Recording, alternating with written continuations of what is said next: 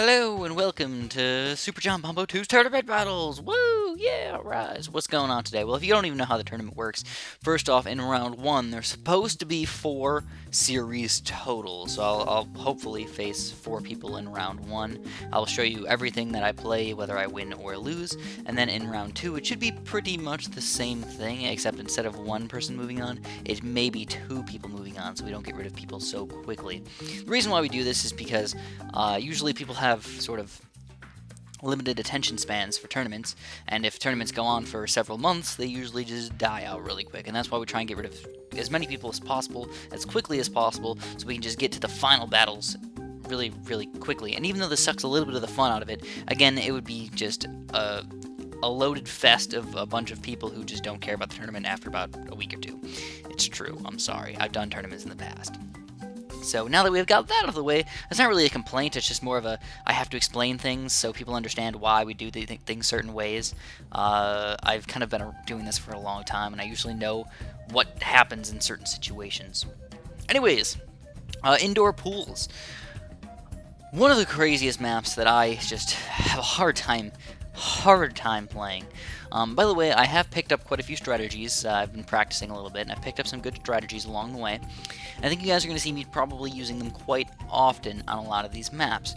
And the reason why I'm doing these strategies quite often and kind of doing similar strategies almost every single time is because realistically what I'm trying to do is I'm trying to get a really, really solid strategy on how to beat these maps pretty well. You know, I want to make sure I can beat it really, really well before I change up my strategy or adjust it a little bit and start making it different or better or just changing it in general. So that's usually what I'm going to do. I'm going to kind of use the same strategy for, at least you guys will probably notice it on a lot of these maps, is going to be very, very similar to my other games.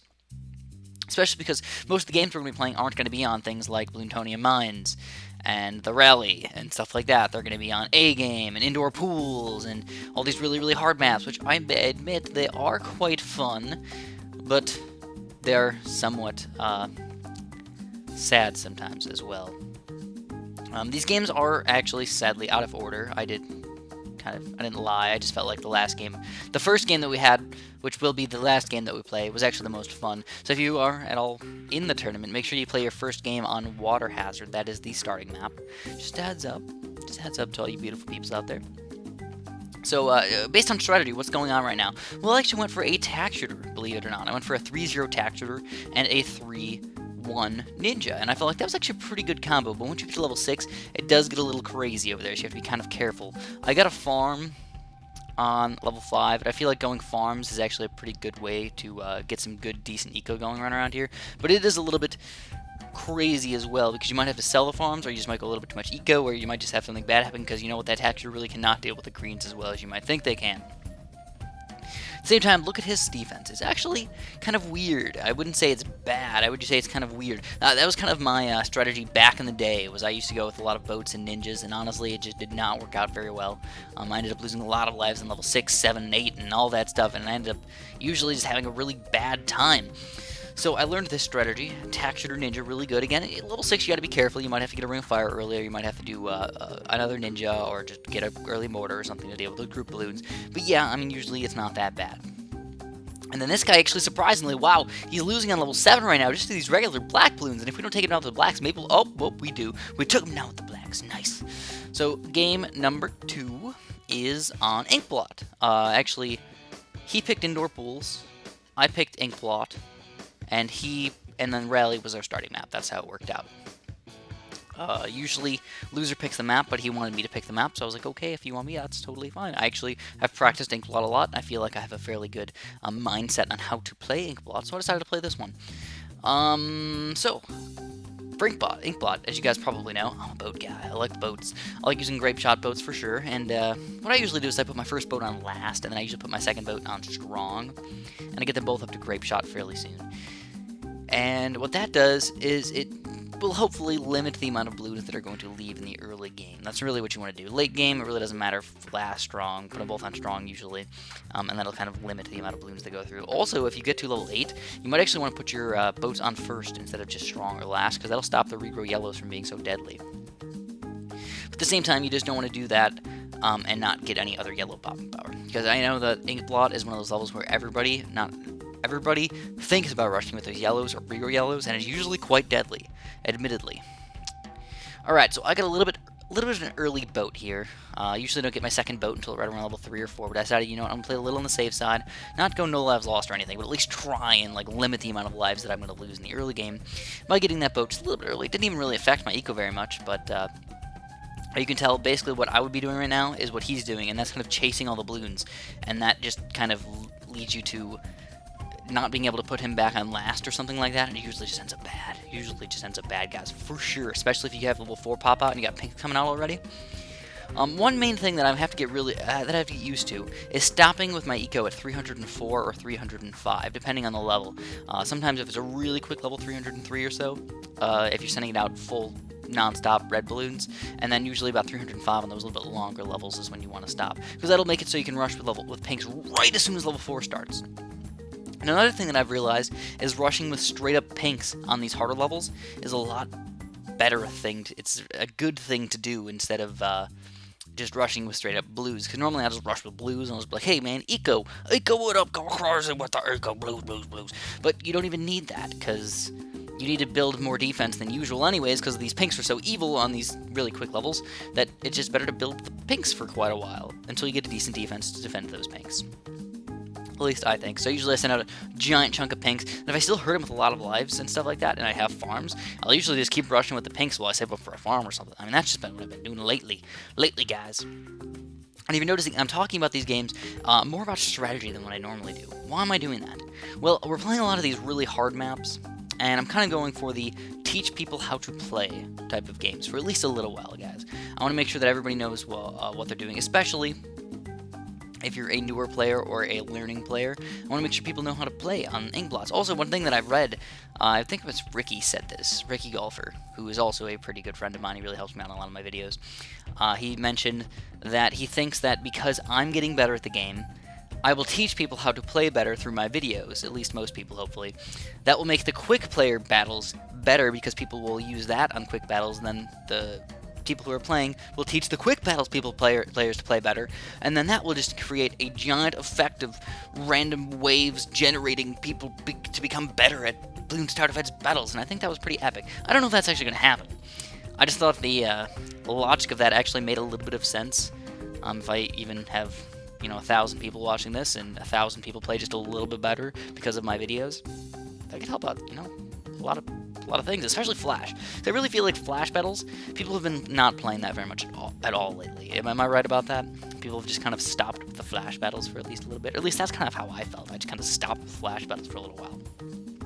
So here's the intense level, guys. As I was telling you guys, yellows and regrow yellows, those are the crazy woods. You gotta be careful. So I did go all out here, guys. I did get a mortar, by the way. I could have even went crazier and not bought a mortar, or sold my mortar and had that $800 to use on yellows. But I didn't. I didn't want to do that craziness right there. I just wanted to kind of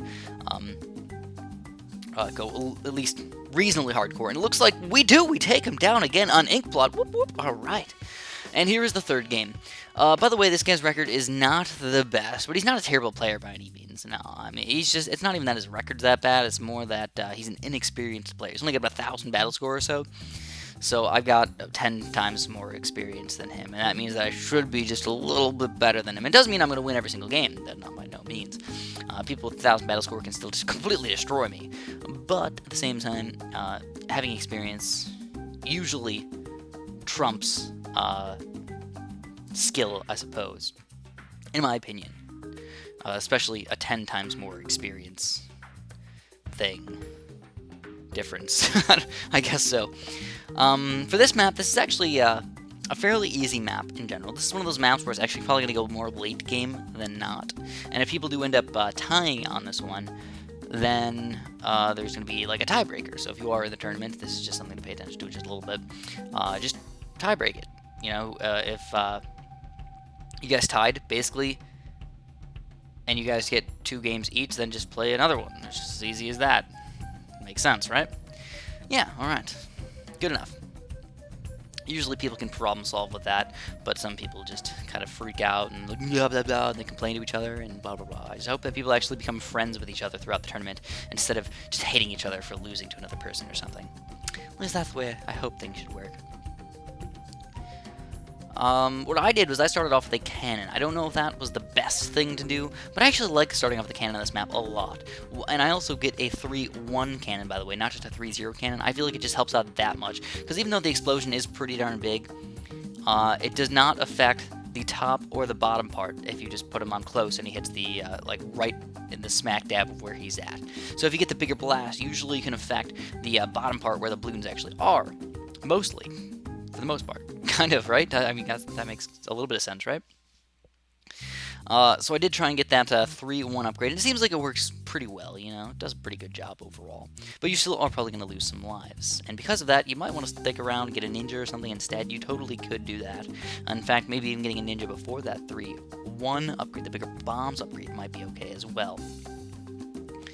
So as you can tell, I'd rushed with a crazy amount of pinks right in the beginning there. I do have farms, so I really don't feel bad about going a little bit of balloon eco in here with pinks and everything and still having money left over, because of course I can just buy more towers or get some farms going. Yeah, works out, right?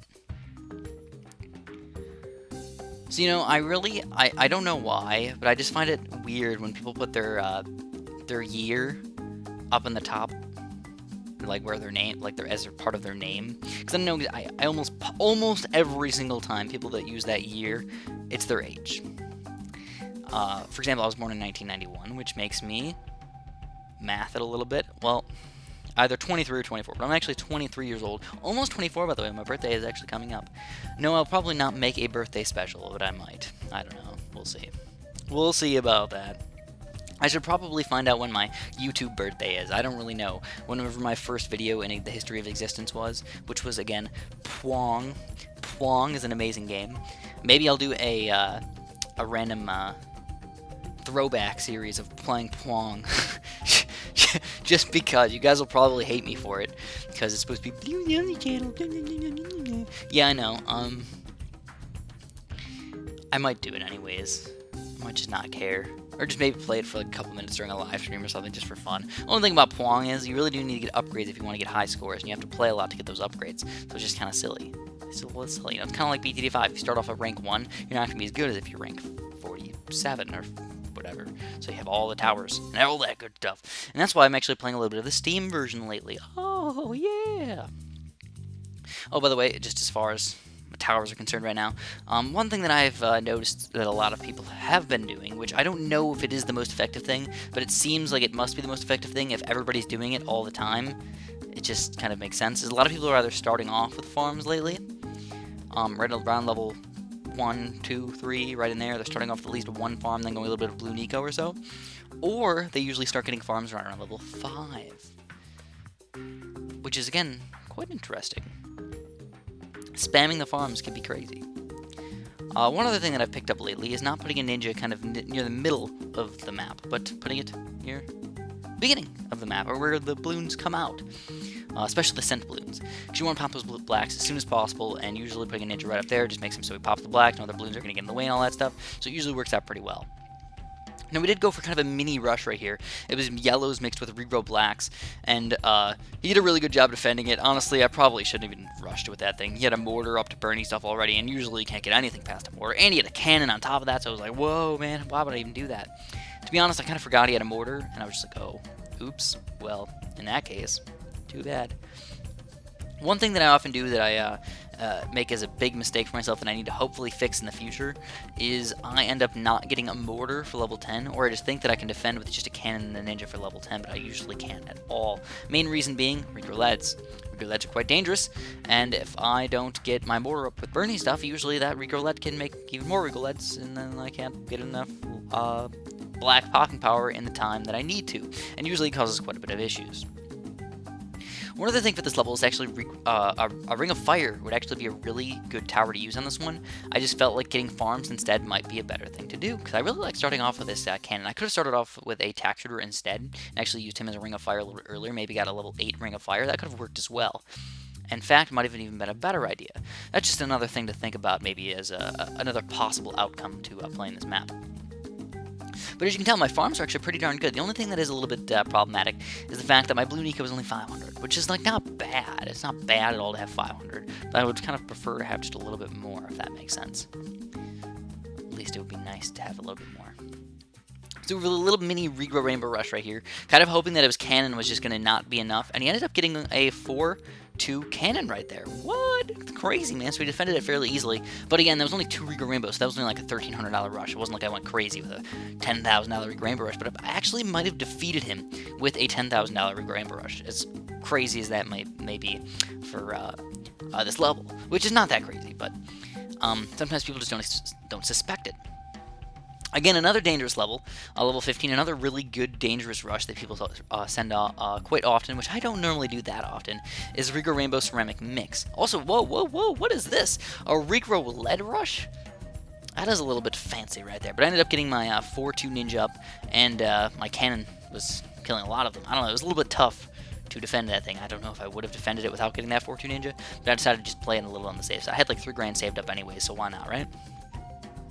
Looking at this guy's defense, it's okay.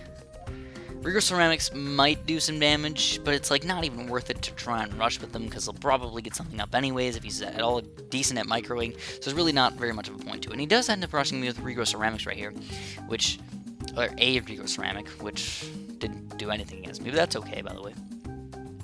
It's okay. And this game's just getting more and more intense because you know what's going to come out soon, guys. The big balloons, the big bad balloons, the Moabs, the BFPs, and maybe even the Zoma Gods. I think one amazing update they could do is DDTs, man. I really wish they could put DDTs in battles. I don't know how expensive they'd be. I really wish you could send out one DDT instead of a set of 3 DDTs. It would really change the game completely. But maybe you have to wait till around 30 to send them out or something. I don't know. Or just another balloon would be kind of cool. Or, you know, we were talking about different ways to change the game a little bit to make it a little bit more intense. And I thought that making a toggle for ×2 speed balloons would be really cool as well. And obviously you'd make them more expensive, you know. If you send it a ×2 speed, oh my god, might be $20,000 or something, you know, really freaking expensive.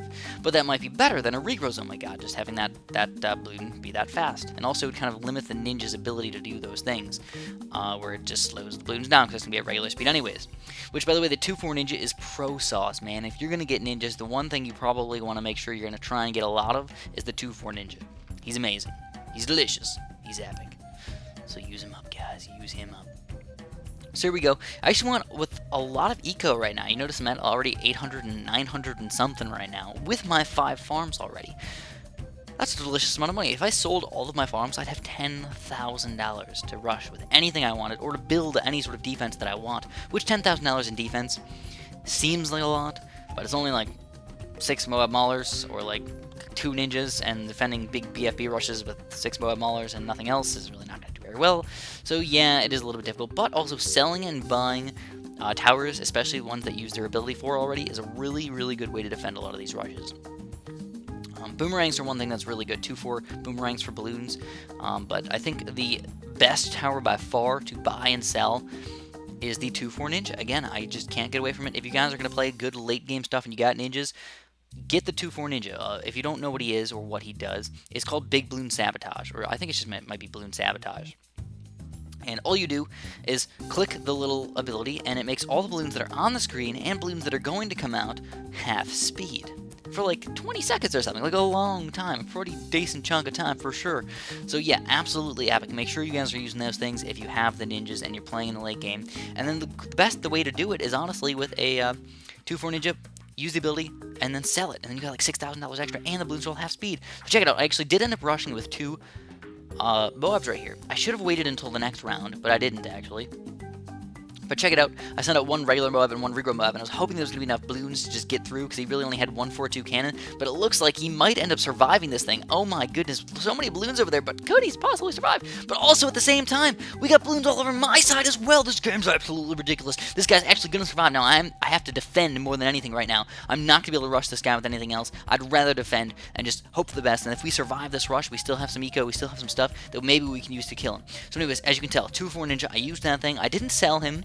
I probably should have, but I didn't sell him, just yet at least. I mean, my micro skills are decent, but definitely not fantastic to say the least, you know, having, I really don't micro enough, that's my main issue. But But here we go. We got some decent ninjas, we got some decent everything, but still, this is absolutely crazy. We got mobs coming out 2 different ways over here. Holy crapolas, we get a 2-4 ninja ability again, so we doubled that 2-4 ninja ability, and now we got a 4-2 cannon with all these regroups all over the place. It looks like we might be able to take these things down, and we do end up tilling all the balloons, and guess what? Ceramics look like they're going to go through his side. I think they did. I think so, and we have done it. We've done it, my friends. We've tracked it down. So the first tournament battles thing, obviously, the first round might be a little bit slower, and then obviously we'll get better, and we're going to be facing better people in the second round, in the third round, if I end up getting that far at all. Thanks for watching, and have a super duper delicious day.